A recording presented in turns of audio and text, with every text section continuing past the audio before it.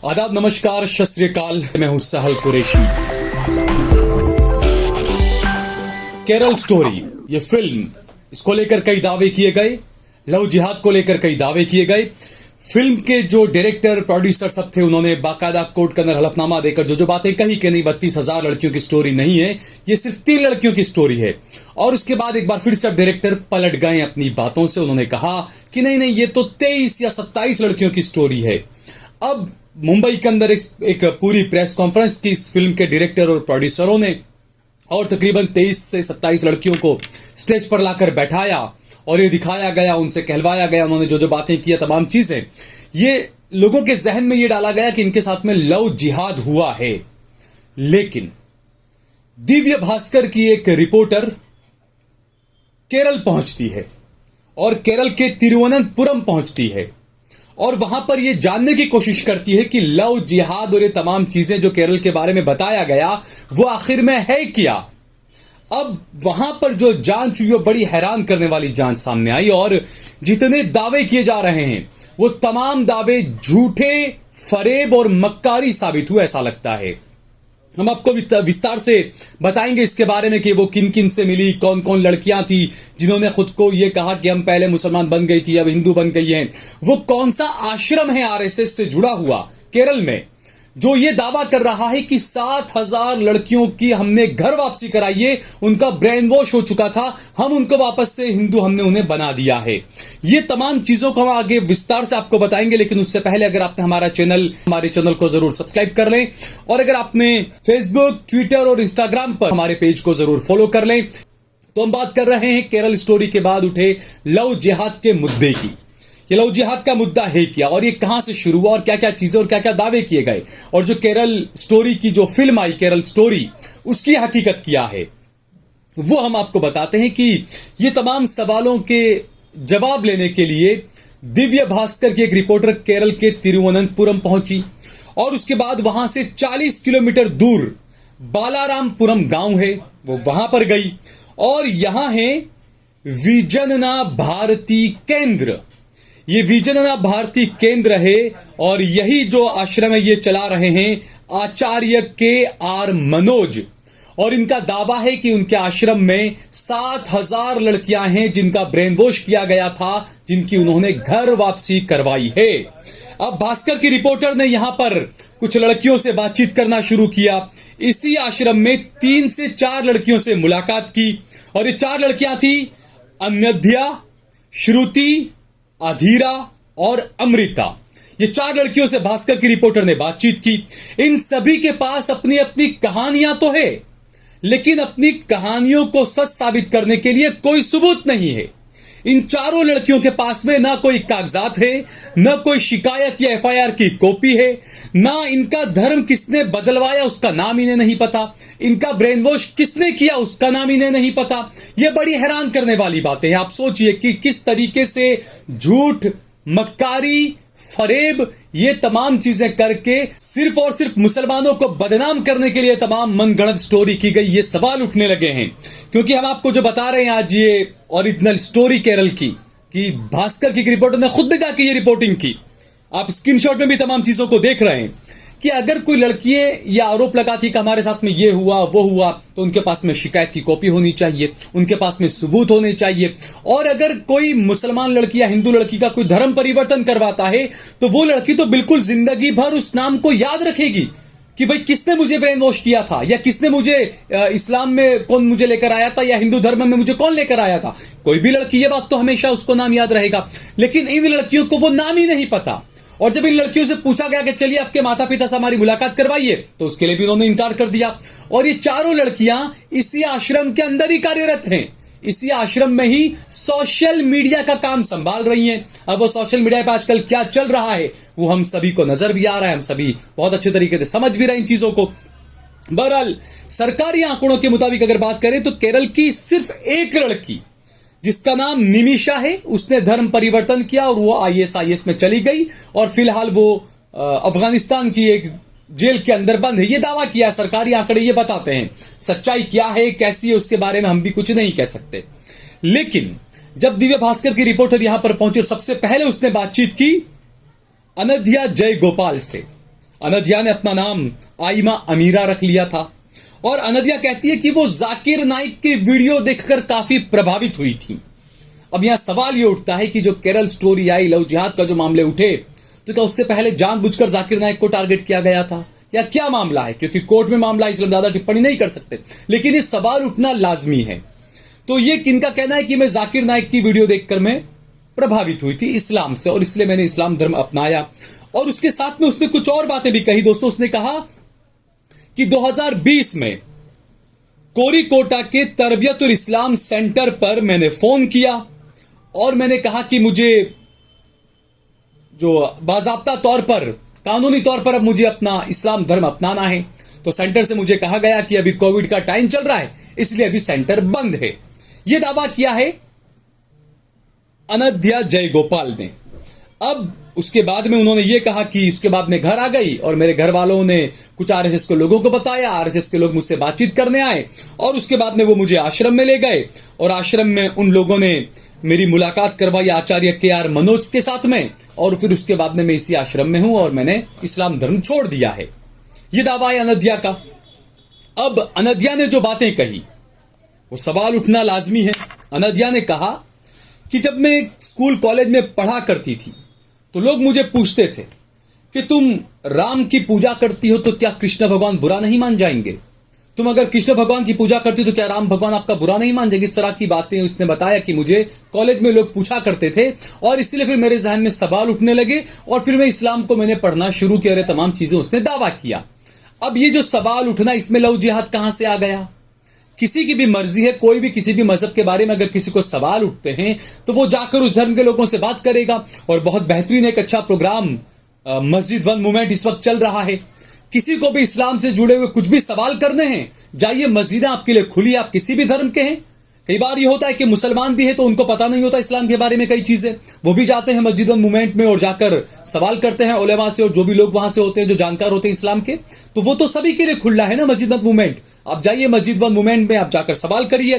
तो इस तरीके से यहां पर जो अनद्या ने जो दावा किया तो उस पे दावों पर कई सवाल उठने लगे और जब उससे सवाल पूछा गया कि आप ये बताइए कि आपके पास में कोई पेपर्स हैं, आपने कभी कोई केस किया या आपका ब्रेन वॉश किसने किया था, आपको इस्लाम धर्म, आपका धर्मांतरण, आपका इस्लाम धर्म आपको कौन लेकर गया, तो उनके पास में कोई जवाब ही नहीं था। अनद्या इस बात का कोई जवाब नहीं दे पाई और जो सवाल थे वो सवाल अधूरे रह गए। इनसे भास्कर की रिपोर्टर ने सवाल किया, आपका धर्म परिवर्तन कब हुआ और वो लोग कौन थे जो आपका ब्रेन वॉश कर रहे थे? तो इसके जवाब में अनद्या कहती है, कानूनी तौर पर मेरा धर्म परिवर्तन नहीं हुआ, मैं बस इस्लाम की प्रैक्टिस करती थी, कुछ लोग इसमें मेरी मदद करते थे, काफी वक्त हो गया है, मुझे किसी के नाम याद नहीं है। आप सोचिए कि सवाल किया लेकिन उनके पास में कोई जवाब नहीं था। बिल्कुल, ये तो हुई अनद्या का मामला। ऐसी ही दूसरी एक लड़की है श्रुति। श्रुति जो है उनसे सवाल किया गया, उनसे कई चीजें पूछी गई। भास्कर की रिपोर्टर ने उनसे पूछा, बताइए आपके बारे में, आप क्या क्या चीजें। श्रुति बताती है कि वो इस्लाम को जानने लगी, इस्लाम को पढ़ने लगी और उन्हें हिंदुओं से नफरत होने लग गई, ये उनका कहना है। हालांकि ये बिल्कुल साफ है कि मैं नहीं मानता, मैंने तो ऐसा कहीं देखा नहीं कि कोई भी मुसलमान किसी हिंदू धर्म के बारे में या किसी और मजहब के बारे में नफरत के कुछ अल्फाज कहे। बहरहाल ये चीजें अब इन्होंने किसने इन्हें सिखाई उसका जवाब इनके पास में नहीं था। लेकिन एक और हैरानी की बात यह है कि श्रुति से जब रिपोर्टर ने बातचीत की तो सबसे पहले श्रुति ने यह कहा कि मेरे साथ में कोई लव जिहाद नहीं हुआ है, मीडिया वाले गलत दिखा रहे हैं, मेरे साथ में लव जिहाद का कोई कांड नहीं हुआ है, कोई ऐसी चीज मेरे साथ में नहीं हुई है। अब ये आश्रम में रहने वाली लड़की ये बता रही कि मेरे साथ में लव जिहाद का कोई लेना देना नहीं है, लेकिन मीडिया, और ये साथ ये खुद ही बोल रही है कि मीडिया वाले मेरे बारे में झूठ फैला रहे हैं, मीडिया वाले मेरे बारे में गलत बोल रहे हैं, ये कहना है श्रुति का। और श्रुति ने भी यही कहा कि मुझे आश्रम के लोगों से किसी ने मिलवाया, उसके बाद में मैं आश्रम में आई, मेरे माता पिता लेकर आए मुझे यहाँ पर और फिर मैं आश्रम में ही रहने लग गई और उसके बाद में मैं बाकी की तमाम चीजें भूल गई। इससे पहले मैं इस्लाम की प्रैक्टिस किया करती थी। अब यहां पर भी इनसे सवाल पूछा गया, श्रुति से पूछा कि उन्होंने इस मामले में पुलिस में कंप्लेंट की या नहीं की, क्या जिन लोगों ने आपका ब्रेन वॉश किया उनके नाम बता सकती हैं, कन्वर्जन सेंटर में आप किससे मिली थी और उनके नाम, आप उन मौलाना का नाम क्या था वो आप बताइए। क्योंकि यहां पर श्रुति ने भी यह दावा किया कि धर्म बदलने के लिए पोनानी के कन्वर्जन सेंटर मन्नतुल इस्लाम में गई थी मैं, और वहां पर और भी लड़कियां थी।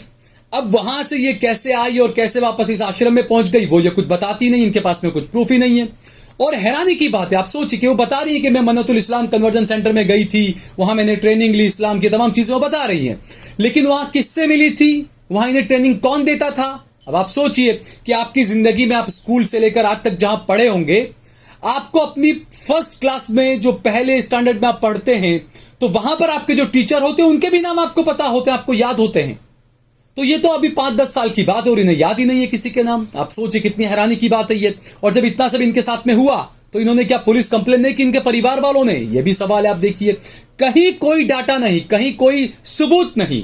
ये क्या साबित करना चाहते हैं? दूसरी एक और है, अमृता जयगोपाल। अब ये अमृता जयगोपाल जो हैं, ये अनाद्या की बहन हैं और इनका कहना है कि अनाद्या जब इस्लाम की प्रैक्टिस करती थी, कुरान पढ़ती थी, नमाज पढ़ती थी, तो मुझे अच्छा लगता था और इसलिए मैंने भी ये करना शुरू कर दिया था।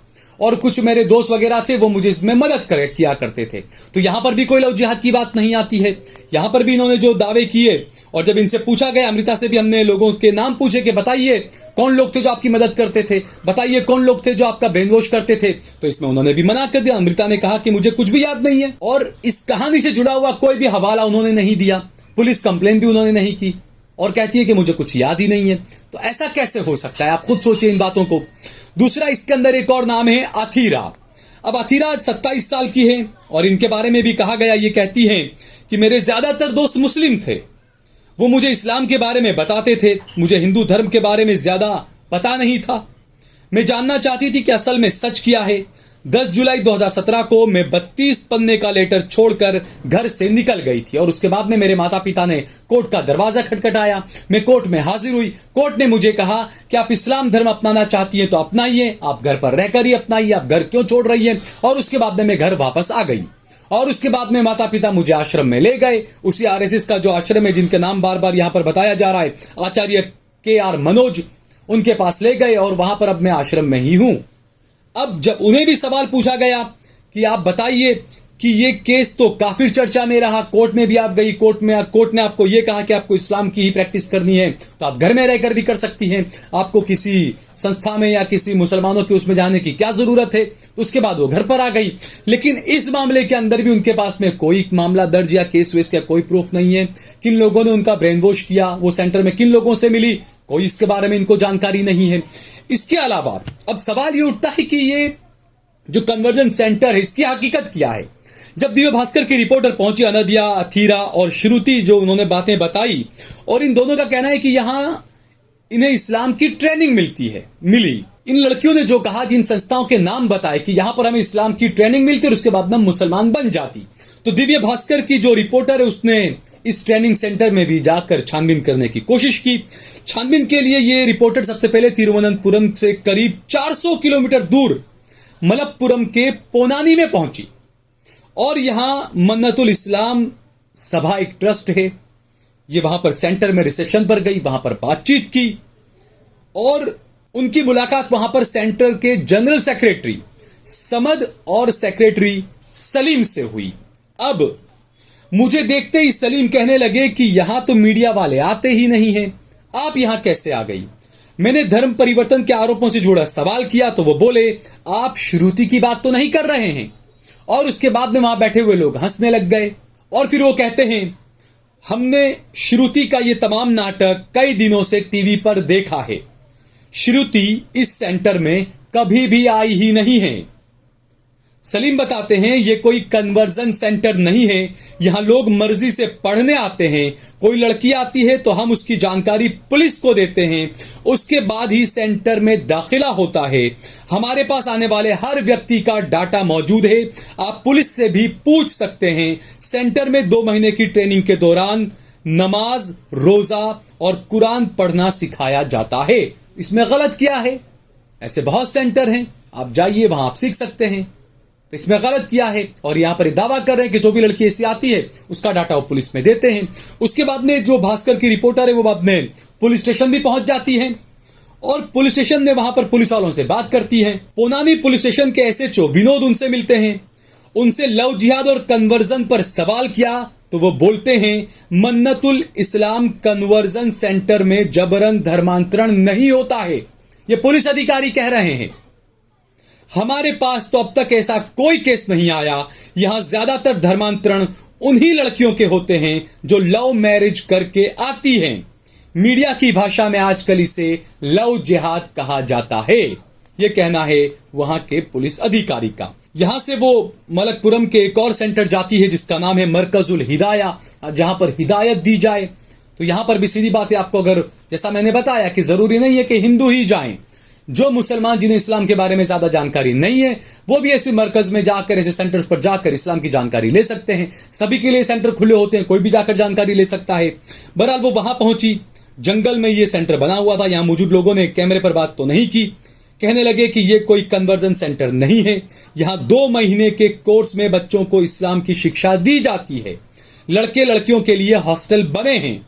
यहां जबरन किसी का धर्म परिवर्तन नहीं किया जाता। तो ये तमाम चीजें, और पुलिस ने खुद इस बात को कहा कि हमारे पास ऐसा कोई केस नहीं आया है। अब सवाल ये उठता है कि ये आचार्य जो हैं, जो ये सेंटर चलाते हैं, के.आर. मनोज, ये कौन हैं? ये कहां से आए? इनका सेंटर कहां से चल रहा है? ये जो दावा कर रहे हैं कि उनके पास में 7,000 लड़कियां हैं, वो दावे की सच्चाई क्या है? ये बड़ा सवाल है। किस तरीके से नफरतें फैलाई जा रही है, आप इसको खुद समझिए। और कुछ सवाल हम आपके साथ में छोड़कर जा रहे हैं। लड़कियों ने धर्म बदलवाने के लिए ब्रेन वॉश के आरोप तो लगाए, लेकिन वो ना तो किसी आरोपी का नाम और न ही केसेस की कोई टाइमलाइन बता पाई। दूसरा सवाल, लड़कियां, घर वाले या फिर संस्था ने पुलिस में इसकी शिकायत क्यों नहीं की? किसी भी केस में पुलिस की कंप्लेंट क्यों नहीं मिली? सवाल नंबर 3, विजनना भारती विद्या केंद्र और आचार्य मनोज का दावा है कि उन्होंने ब्रेन वॉश हुई 7,000 लड़कियों को हिंदू धर्म में वापस लाने का काम किया, तो उनके पास में वो डाटा क्यों नहीं है? वो डाटा क्यों नहीं दे पा रहे हैं? यह भी एक सवाल है। चौथा सवाल, लड़कियों ने लव जिहाद और आतंकी संगठन ISIS से कनेक्शन से इनकार किया। उन्होंने इसका नाम भी नहीं सुना था। तो अब इसकी हकीकत ये जो दूसरे डायरेक्टर वगैरह, बीजेपी के नेता वगैरह, ये कहां से लाकर दिखा रहे हैं? हिंदू संगठन के लोग ये कहां से लाकर दिखा रहे हैं? जबकि तमाम लड़कियां कह रही कि इन्हें कोई ISIS के बारे में पता ही नहीं है। लव जिहाद से भी उन्होंने इनकार कर दिया साफ। 5वां, कन्वर्जन सेंटर चलाने वाले भी किसी सवाल का ठीक से जवाब नहीं दे रहे हैं। सेंटर के कामकाज के बारे में बताने से भी हिचक रहे हैं, क्योंकि इन्हें पता है कि अगर ये कुछ गलत नहीं भी कर रहे हैं तो मीडिया ने जिस तरीके से ट्रायल किया है मुस्लिम संगठनों का, मुस्लिम उलमा का, इस्लाम का, तो कहीं हमारी संस्था बंद न हो जाए। जो लोग हमें पैसा देते हैं उनका पैसा हमारा रुक न जाए। भले हम कुछ गलत नहीं भी कर रहे हैं, लेकिन कहीं ना कहीं हमें जाल में फंसा न लिया जाए। इस वजह से ये भी सवालों के जवाब नहीं दे पाए। तो यह है असली केरल स्टोरी। हर जगह पर इस खबर को आप ज्यादा से ज्यादा पहुंचाएं। अगर आपको ये वीडियो पसंद आया हो तो इस पर कमेंट करें, इसे लाइक करें।